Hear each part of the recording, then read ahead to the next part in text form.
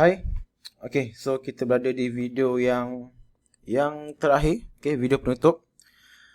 Okay, so pastikan anda dah tonton video sebelum ni.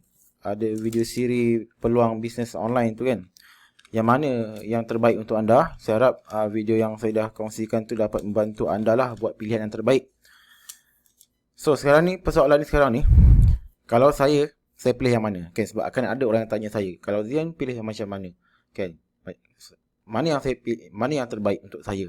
Okay, sebab ada kalangan anda yang mungkin masih buntu lagi dan memang betul-betul nak guide daripada apa yang saya sarankan. Okay, dia macam ni.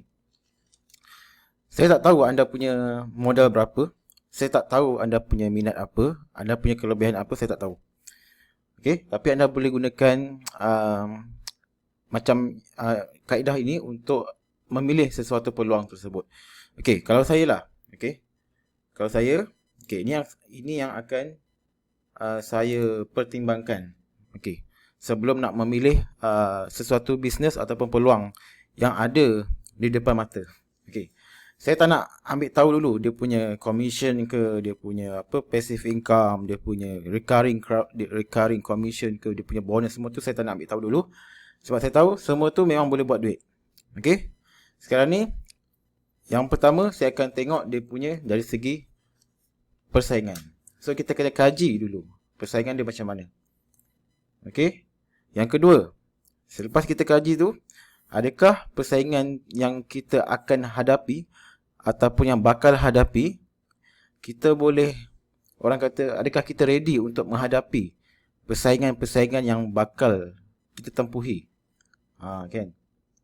Sebab kita nak berjuang ni kan, kita kena tahu juga kita punya musuh tu macam mana kan, kita punya persaingan tu macam mana. Memanglah persaingan ni bagus, tetapi kalau kita diberi pilihan untuk tidak bersaing dengan lebih ramai, mana yang anda pilih? Mestilah kita akan pilih dekat tempat ataupun peluang yang tak banyak lagi orang join.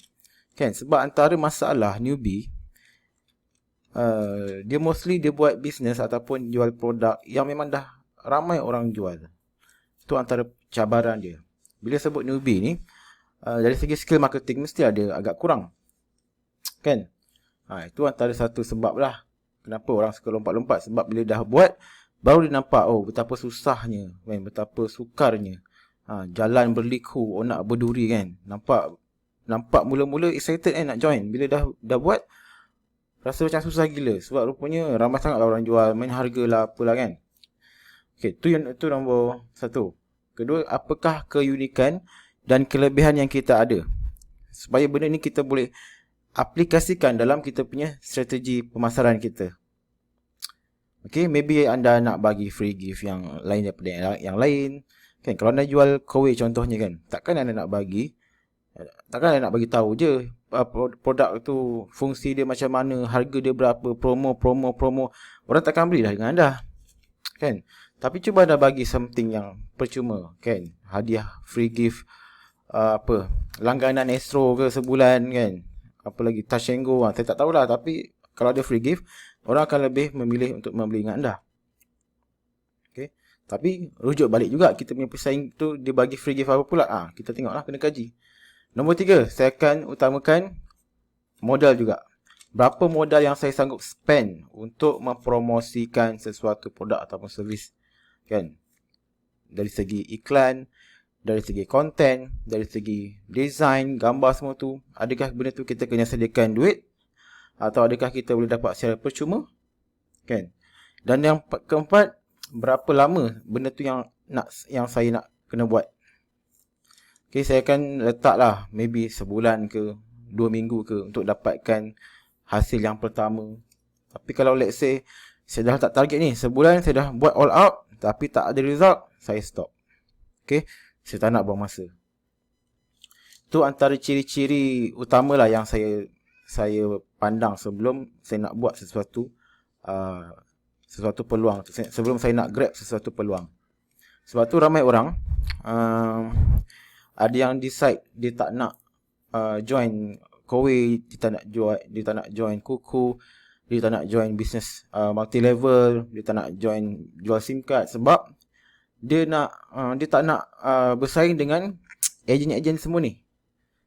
So dia decide nak pilih produk dia sendiri. Dia nak buat produk dia sendiri. Maybe dia boleh jual ebook, atau maybe dia jadi founder. Tapi game founder ni another level lah. Saya memang tak kongsi dalam ni. Pemborong macam tu kan, yang tu memang different level of business lah. Modal puluh-puluh ribu, ratus-ratus ribu kan. Sebab itulah bila anda join sesuatu perniagaan yang ada banyak pesaing, anda kena ada keunikan dan kelebihan kita tersendiri. So benda tu kena ada. Okay, kita ambil contoh lah. Saya buat search dekat Google. Kita tengok yang ni lah. Okay, bila saya search business SIM card OneXOX, kita boleh nampak dekat sini antara kita punya pesaing tu macam mana.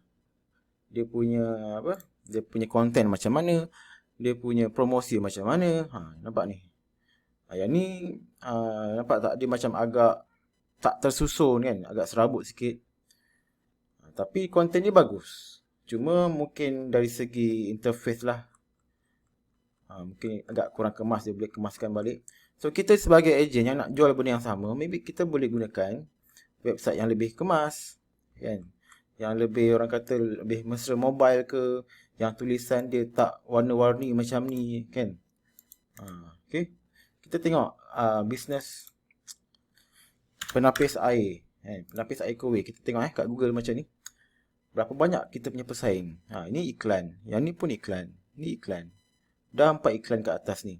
Top 4 result carian kat atas ni dah iklan. So kalau kita nak buat Google AdWords, agak-agak berapa kita punya modal kan? Kalau RM10 sehari, RM30 sehari, baik lupakanlah, tak payah buat bazir berduit.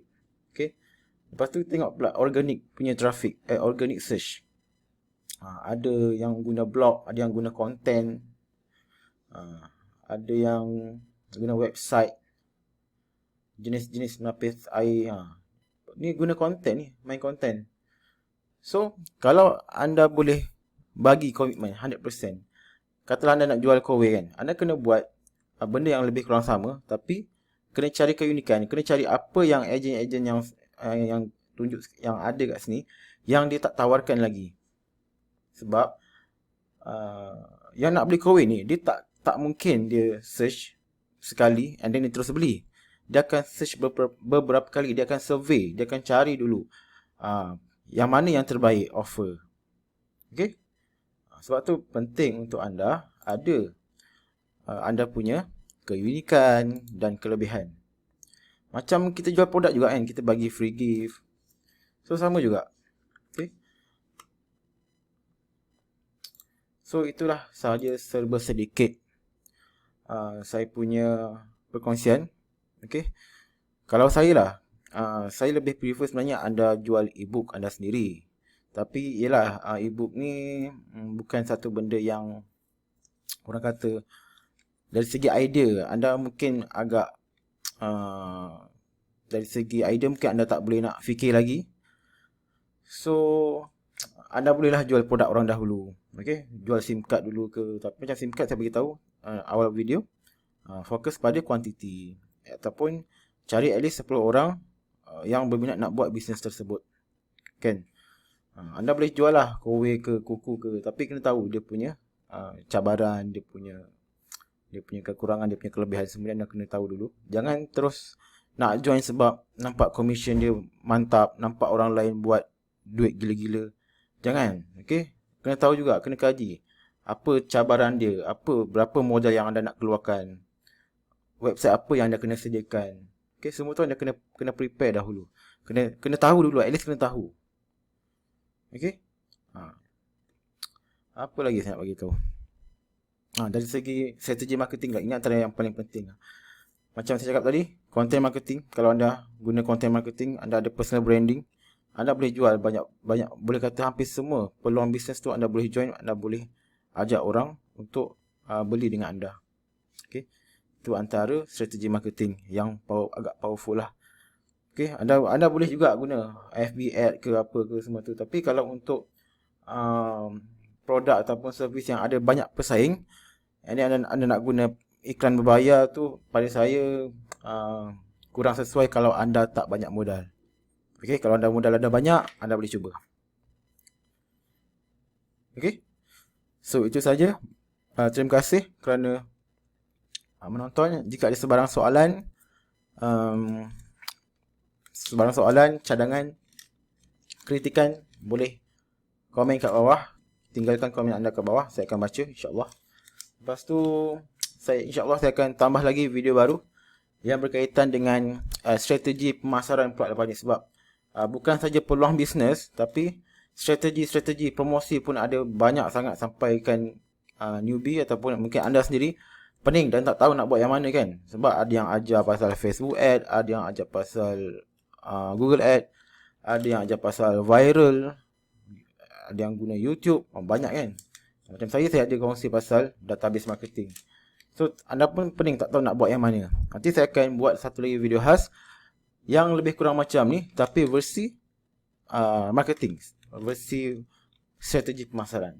Alright, so kita jumpa lagi. Jangan lupa share dengan rakan-rakan anda yang memerlukan. Kongsikan semua video siri ni, sebab saya rasa benda ni sangat penting dan rugi siapa yang tak tonton, sebab ramai yang orang ada masalah lompat-lompat bisnes ni, lompat-lompat peluang, kejap nak buat ni, kejap nak buat tu. Okay, so itu saja. Terima kasih. Assalamualaikum. Bye-bye.